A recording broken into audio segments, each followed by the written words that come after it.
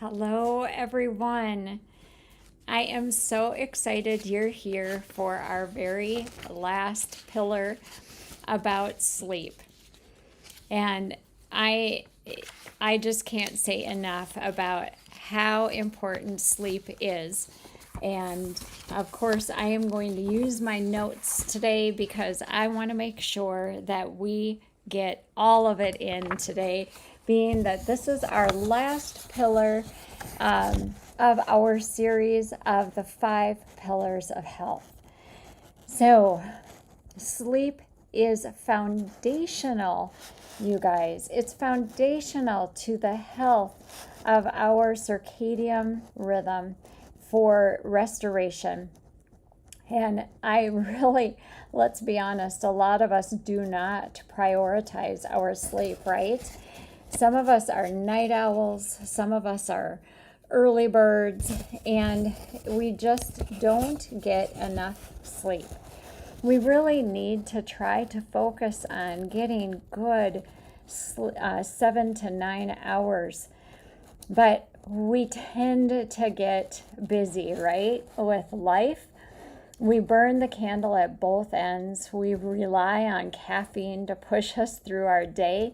And we wear exhaustion like it's a badge of honor. How many times do you ask somebody, how are you? And they are like, I'm doing great. I've been really busy. I know I'm guilty of that even, right? So that is really our culture. And we think that if we're not busy all of the time, then we're lazy. And that's not true. We need to learn how to rest, not just sleep, but how to take a break, how to do this thing called rest. Our body doesn't get a chance to digest if we don't rest. So there's more to sleep than just sleep, but sleep is certainly needing to be prioritized in this culture. What if I told you that sleep, true restorative sleep, isn't just about rest? It's one of the most powerful healing resources that your body can do. So let's dive in and see what science, medicine, and even ancient traditions have really actually always known, and we just don't pay attention to. Sleep isn't optional. It's actually biological maintenance, everyone. And let's unpack why you need it. Let's talk about what's happening during these sacred hours. And I call them sacred hours because they're so few, right? And we need to learn how to reclaim them one moment at a time. So, what happens while we're sleeping? Our body doesn't just turn off when you sleep, it actually goes into overdrive. Our body, when we're sleeping, is like this amazing engine. And we don't think of it as that. We think of it as being dormant, but it's not. We need to view sleep as a high-level repair session for every system in our body. So let's start from the top down, just like when we started this whole journey in these 5 pillars of health. So in the brain, when we sleep, the lymphatic system is activated. This is clearing out the toxins. Some of these toxins are like beta amyloid. These toxins are linked to Alzheimer's. The neuroplasticity and the memory consolidation occurs, and REM sleep, which supports our emotional processing and problem solving systems, happens. Our hormones are affected. Our cortisol drops so our melatonin can rise. Our human growth hormone is released, which is crucial for tissue repair and fat metabolism. And our insulin sensitivity resets, and that actually affects our blood sugar and our weight. Our immune system is increased during this time, and our inflammatory responses are decreased. Better sleep equals lower risk of infections, autoimmune issues, and chronic diseases. Our cardiovascular system is hard at work during this time too. We have a larger drop in our blood pressure during sleep. It drops 10 to 20%.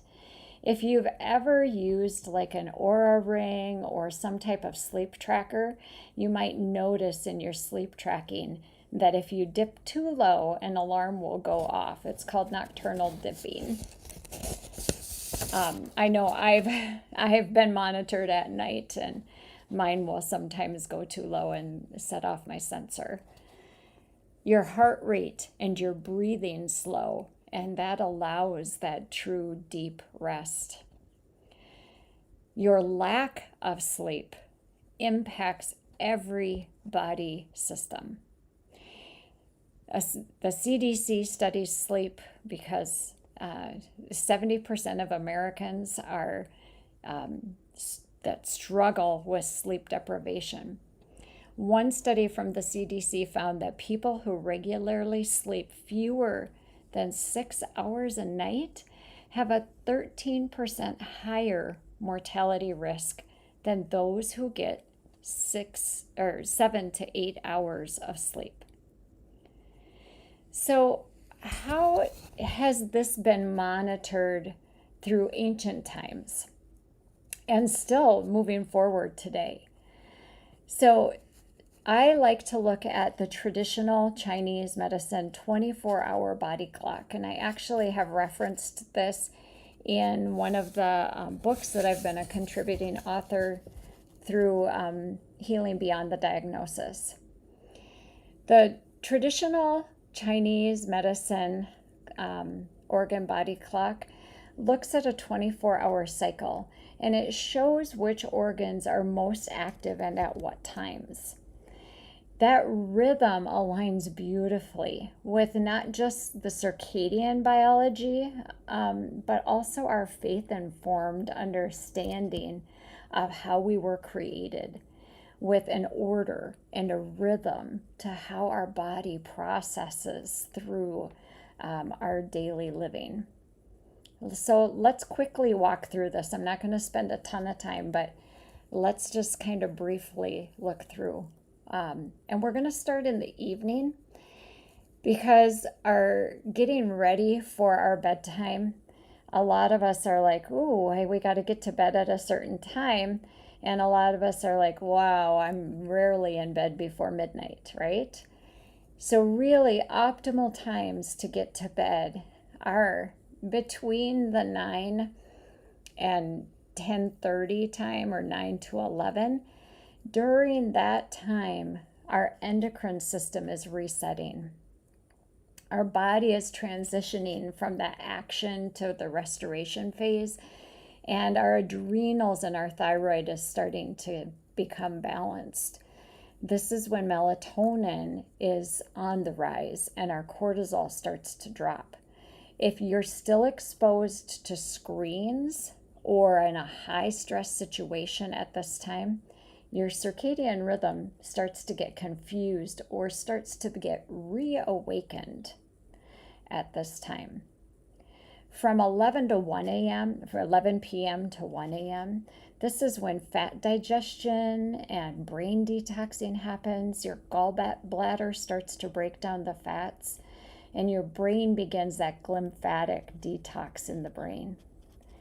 Your emotional decision making and courage are also tied to this.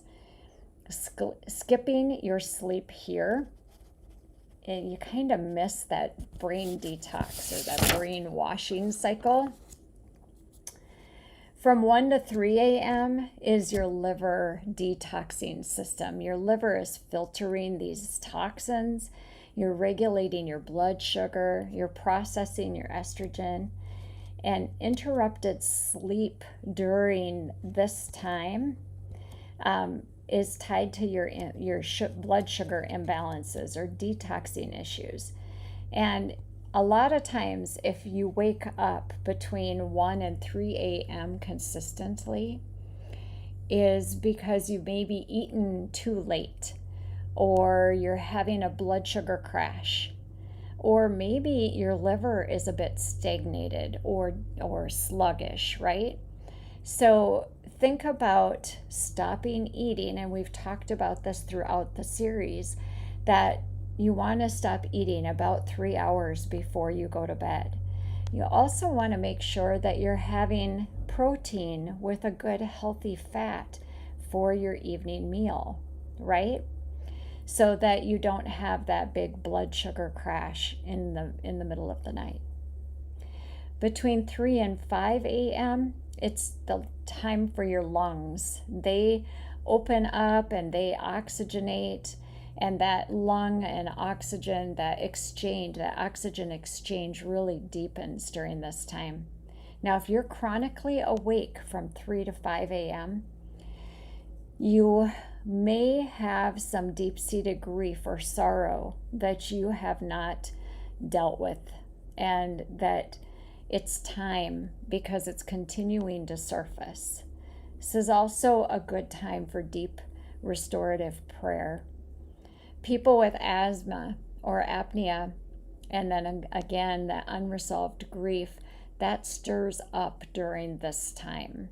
Anybody with lung issues, coughing, anybody that's had long-term like COPD, anything like that, this will usually stir up between 3 and 5 a.m.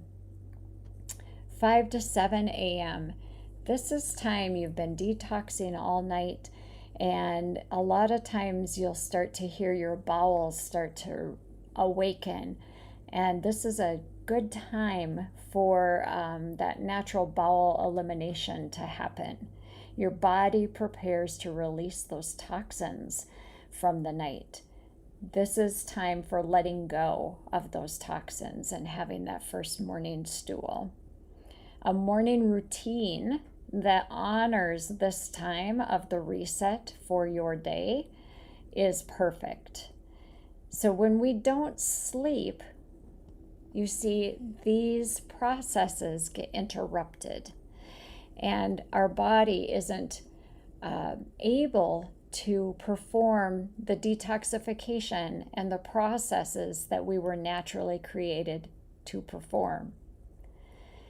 We start to malfunction a bit. So here are some well-documented effects that happen when we miss maybe even just one night of poor sleep. Our natural killer cells, sometimes you maybe have heard of them called NK cells, they're part of the adaptive and the innate immune system. They're in the same line as your B cells and your T cells. They are reduced by 70%. This is your cancer surveillance system. They're kind of looking for any of those camped out cancer cells. We don't want to reduce those, so we want to make sure we're getting good night's sleep. Chronic sleep deprivation is linked to obesity, type 2 diabetes, depression, heart disease, Alzheimer's, autoimmune flare-ups, and even poor wound healing. And for women especially, sleep loss impacts our hormonal balances. It also can lead to irregular cycles, increased PMS, and fertility issues, which again are all hormone related. Even one bad night alters mood, focus, immune response, and insulin function the next day. Sleep isn't a mystery. It's actually getting into a rhythm. And we were created for a rhythm. Look at our day, our night, the seasons. Everything has a rhythm. I even look at my chickens. I have chickens. They make me laugh. They make me happy. The color of the eggs they lay. But even they have a rhythm. When it's longer days, they lay eggs. They lay eggs according to the time of light. So the longer days, the more eggs they lay. The shorter days, the less eggs they lay. They go by a circadian rhythm as well. So everything has a rhythm. So here are some simple ways to support that circadian rhythm. So one thing is morning light helps reset our night, and it starts our day, but seeing the morning light helps set our day up for our good night's sleep. Stepping outside within 30 minutes of waking to see that morning light, even on a cloudy day, just helps reset your body's clock. It supports your cortisol balance for the day. And then limiting the blue light exposure at night. Now, I know not for everyone can you be off your devices in the evening. I know even I sometimes have to work into the night. So putting blue light blockers on your devices or wearing blue light blocking glasses, dimming your lights, the LED lights are great to see, but they're not good for you in the evening. So taking away LED lighting at night, going back to the incandescent light or candlelight or red light, even all of that helps in the evening. So changing your light out. And then getting back to a normal pattern of sleep. So getting to bed between 9 and 10 p.m. so that you can be asleep by 11 p.m. So that when you protect that window of deep sleep time, which is from 10 p.m. to 2 a.m., you can fall asleep and be in that deep sleep window. Wind down. Promote a sleep hygiene for yourself.